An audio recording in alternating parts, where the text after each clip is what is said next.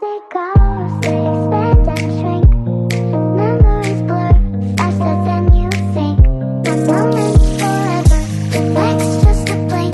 And this a lasting time. Selamat pagi dan salam sejahtera bagi kita semua. Pertama-tama, marilah kita panjatkan puji syukur kehadirat Tuhan Yang Maha Esa, karena atas rahmat dan karunia-Nya kita dapat berkumpul di sini dalam keadaan sehat. Pada kesempatan kali ini, saya ingin membahas sebuah topik yang sangat dekat dengan kehidupan kita sehari-hari, yaitu bahaya makanan cepat saji bagi kesehatan. Di era modern ini, makanan cepat saji atau fast food menjadi pilihan utama bagi banyak orang, terutama karena kepraktisannya, mulai dari anak-anak, remaja hingga orang dewasa.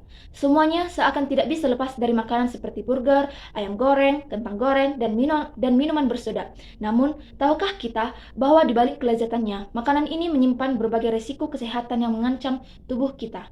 Maka dari itu, hari ini saya ingin mengajak kita semua untuk lebih memahami bahaya makanan cepat saji serta bagaimana cara mengurangi dampak negatifnya bagi tubuh kita. Makanan cepat saji umumnya memiliki 3 karakteristik utama, yaitu tinggi kalori, tinggi lemak jenuh, serta rendah serat dan nutrisi. Ketika kita terlalu sering mengonsumsinya, berbagai masalah kesehatan dapat muncul.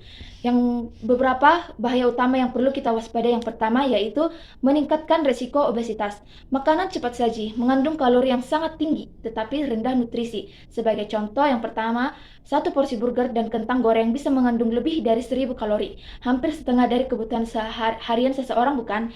Jika kita sering mengonsumsinya, dapat diimbangi dengan olahraga yang cukup, maka tubuh akan menyimpan kelebihan kalori dalam bentuk lemak yang akhirnya menyebabkan kita menjadi obesitas. Nah, obesitas bukan sekedar masalah penampilan, tetapi juga menjadi pintu masuk bagi berbagai penyakit kronis lainnya seperti diabetes, tekanan darah tinggi, dan penyakit jantung. Yang kedua, ada meningkatkan risiko penyakit jantung dan stroke.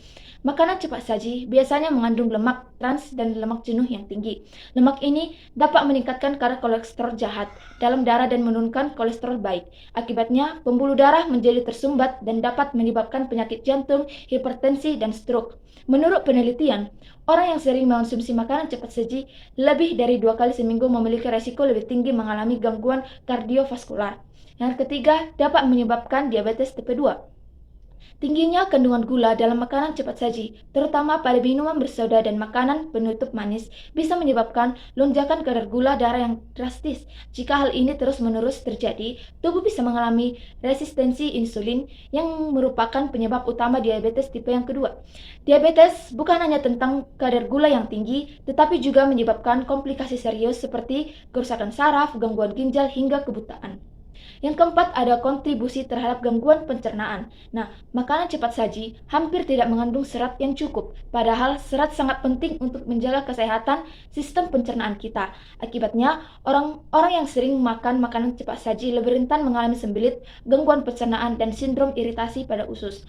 Selain itu, tingginya kadar natrium dalam makanan cepat saji dapat menyebabkan gangguan fungsi ginjal, karena ginjal harus bekerja lebih keras untuk membuang kelebihan garam dalam tubuh kita.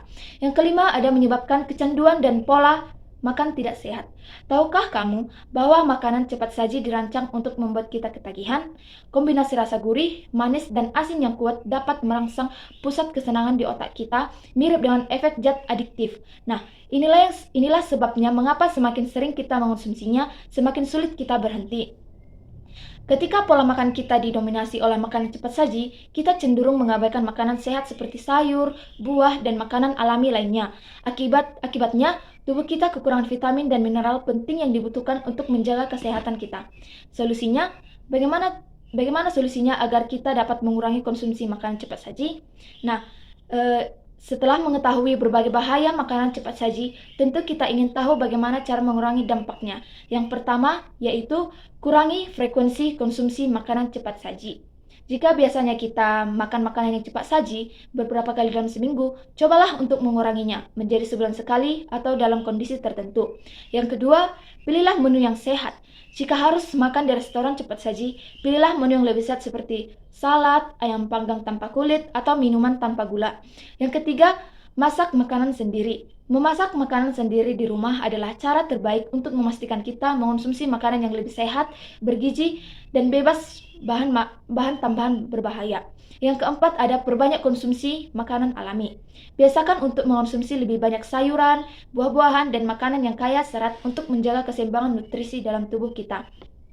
Yang kelima adalah minum lebih banyak air putih. Hindari minuman bersoda atau minuman manis, dan gantilah dengan air putih yang lebih sehat dan membuat pencernaan bekerja dengan baik.